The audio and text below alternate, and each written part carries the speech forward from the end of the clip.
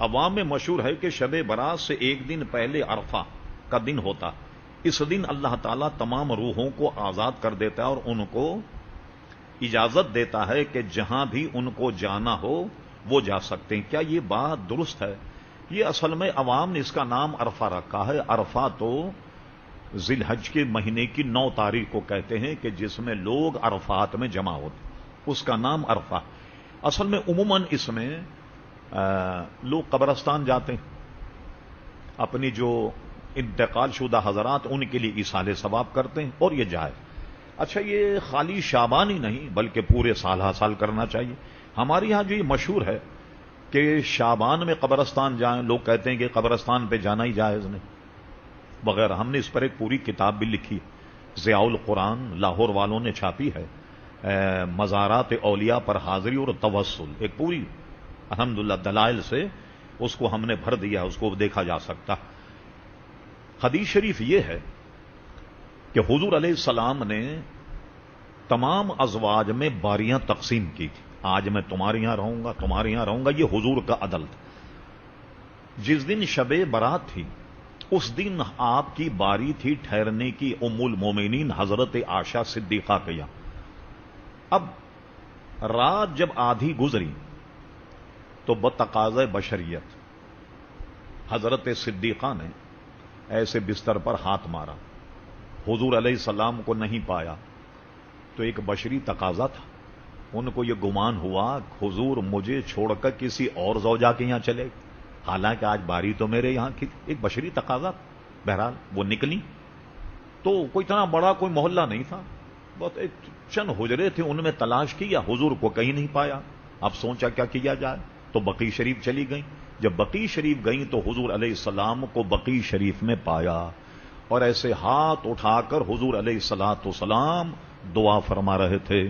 اب جب حضور کو پا لیا تو اب کیا کیا انہوں نے، ہلکے پیر دوڑتے ہوئے فاصلہ طے کر کے آ کر کے سو گئیں کہ حضور کو شاید پتہ نہ لگے.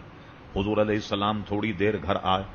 گھر آنے کے بعد سانس کا نشیب و فراز جب دیکھا تو فرمایا صدیقہ کیا تم نے یہ گمان کیا کہ اللہ اور اس کا رسول تمہارے ساتھ ناانصافی کرے گا؟ کیا تم سمجھی شاید میں کسی اور زوجہ کے یہاں چلا گیا؟ تو اس دن حضور کا قبرستان جانا ثابت. اور یہ بھی ثابت ہے، لوگ کہتے ہیں ہاتھ اٹھا کر دعا نہیں کرنی چاہیے قبرستان میں تو پوجا ہو جائے. اللہ کا پناہ، خدا کے بندے، قبرستان میں ہاتھ اٹھا کر دعا کرنا اس کا پوجا سا کوئی دور تک کا بھی تعلق نہیں. دعا میں چاہے قبرستان جائیں، بعض لوگ کہتے ہیں جی اذان کے بعد کی دعا میں ہاتھ نہیں اٹھانے چاہیے، کھانا کھانے کے بعد ہاتھ نہیں اٹھانا چاہیے اس لیے کہ کھانے کی یہ پوجا ہو جائے. اللہ اکبر. ابن ماجہ شریف جو سیاح ستہ کی حدیث کی کتاب ہے اس میں یہ حدیث شریف جو ایمان کو تازہ کر، حضور علیہ السلام نے ہاتھ اٹھا کر قبرستان میں دعا کی، بیشتر مقامات پر ہاتھ اٹھائے. تو حدیث شریف ہے حضور علیہ السلام نے فرمایا کہ جب بندہ اللہ تبارک و تعالیٰ کے دربار میں ہاتھ اٹھاتا ہے تو اللہ تبارک و تعالیٰ اتنا غیرت والا ہے کہ اس کی غیرت گوارا نہیں کرتی کہ ہاتھ کو خالی لوٹائے جب تک میں اس میں کچھ عطا نہ کر دے. اس لیے ہاتھوں کو اٹھا کر کے دعا کرنی چاہیے. اور دعا کہیں بھی کی جائے، ادعونی استجب لکم، تو مجھ سے مانگو میں تمہیں عطا فرماؤں گا. تو صرف اسی دن نہیں بلکہ اور دنوں میں بھی قبرستان جایا جائے. یہ موت کو یاد دلاتا ہے کہ بڑے بڑے لوگ کر و فر والے جن کے ڈنگوں زمین آسمان گونجات کہاں پڑے ہوئے، اس سے موت یاد آتی، آخرت کی آدمی کو فکر ہوتی. اس لیے گاہے گاہے قبرستان جایا جائے، خصوصاً اپنے والدین کے قبر پر، ان کے قبر پر جانا بے حد ضروری ہے اور یہ باعث سے برکت. اب آئیے ان کی ارواح کے بارے میں. یہ ایک بہت ہی کیا کہنا چاہیے دقیق عنوان اور بہت طویل عنوان ہے. روح کیا ہے؟ ایک مرتبہ بعض روایت میں کفار اور مشرکین سے پوچھا یہ روح کیا ہے؟ آپ خاموش ہو گئے. اس کے بعد وہی نازل ہوئی، وَيَسْأَلُونَكَ عَنِ الرُّوحِ.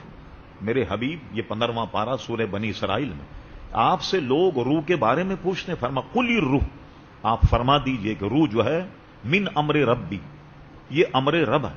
وَمَا أُوتِيتُم مِّنَ الْعِلْمِ إِلَّا قَلِيلًا، تمہیں علم دیا گیا مگر تھوڑا، قلیل. اچھا یہ تو ہو گیا. اب آئیے جب آدمی کا انتقال ہو جائے تو روح کہاں ہوتی ہے؟ ہمارا نظریہ مسلمانوں کا یہ ہے کہ 2 جگہیں، ایک ہے سجین، یہ جہنم میں کفار مشرکین کی ارواح وہاں قید کر دی جاتی ہیں۔ سج کے معنی سجین جیل کو کہتے ہیں، جیسے حدیث شریف میں قال نبی صلی اللہ علیہ وسلم الدنیا سجن المؤمن، حضور فرماتے ہیں دنیا مومن کے لیے جیل خانہ ہے۔ تو سجین جو ہے وہ جیل خانہ، وہاں قید ہو جاتی ہیں۔ اور مومنین کی ارواح جو ہیں اس کا مقام ہے علیین، اور پورا نام اس کو کہا جاتا ہے اعلی علیین۔ تمام مسلمانوں کی ارواح جو ہیں وہ وہاں رکھی جاتی، مگر تمام مسلمانوں کی ارواح اللہ تبارک و تعالی انہیں وہ تصرف کی طاقت دیتا ہے کہ ساری دنیا میں صرف یہ شب برات ہی نہیں، ساری دنیا میں جہاں چاہیں سیر اور سیاحت کرتی رہتی ہیں ساری دنیا میں۔ اور جب آپ قبر پر جائیں تو فرمایا مردہ پہچانتا، اور اس کو تسلی ہوتی ہے، جیسے اگر باپ کی قبر میں جائیں تو باپ کو تسلی ہوتی کہ میرا بیٹا آج میری قبر پر آیا، ماں اگر قبر میں ہو تو اس کو تسلی ہوتی کہ میرا بیٹا جو ہے آج میری زیارت اور میرے ایصال ثواب کے لیے آیا۔ تو بے شمار اس کے عزیزان گرامی فائدے۔ اعلی حضرت فاضل بریلوی رحمۃ اللہ کا پورا رسالہ ہے ایتان الارواح، اس میں ساری تفصیل کو بیان کیا۔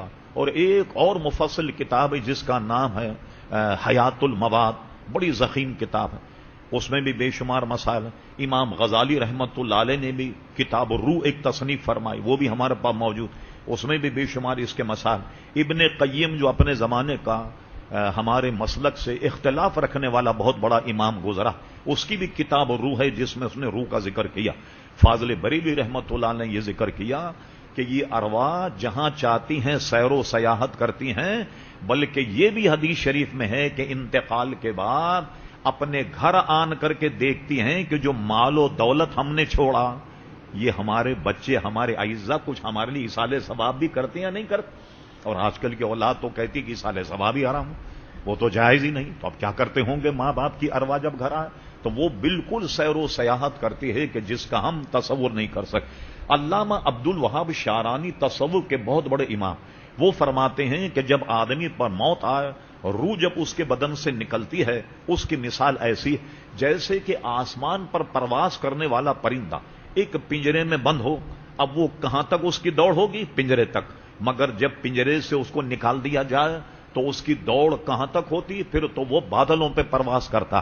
تو مسلمان کی روح کی مثال بھی یہی کہ جب تک وہ جسم میں ہے ایک طرح سے قید، اور جسم سے جب نکل جائے تو وہ اس کی پرواز بے انتہا بڑھ جاتی، جہاں چاہتی وہاں وہ سیر و سیاحت کرتے ہیں، پھر اپنے منصب کے مطابق۔ عام مسلمانوں کی ارواح ان کا حکم اور ہے، اولیاء کی ارواح ان کا حکم اور ہے، انبیاء کی ارواح ان کا حکم اور ہے۔ تو آپ دیکھیں معراج شریف بخاری میں حضرت انس ابن مالک کی بڑی مفصل حدیث جس کا نام ہی حدیث معراج، اور مسلم شریف میں جو حدیث ہے اس میں یہ ہے، حضور صلی اللہ علیہ وسلم فرماتے میں شب معراج موسیٰ علیہ السلام کی قبر سے گزرا تو میں نے دیکھا قبر میں نماز پڑھ رہے، میں بیت المقدس پہنچا تو مجھ سے پہلے وہاں کھڑے ہوئے مرحبا مرحبا کہہ کے میرا استقبال کیا، میں جب چھٹے آسمان پہنچا تو وہاں موسیٰ علیہ السلام، جبریل علیہ السلام نے کہا آگے بڑھیے اور ان کو سلام کیجیے، یہ حضرت موسیٰ علیہ السلام۔ تو بزرگوں کا تصرف جو ہے ان کی شان کے مطابق۔ پھر ایک بہت بڑے مفسر گزرے ہیں علامہ ثناء اللہ پانی پتی رحمت اللہ تعالی، وہ فرماتے ہیں بزرگان دین کی ارواح ہونا، اجساد ہونا، اجساد ہونا، ارواح ہونا۔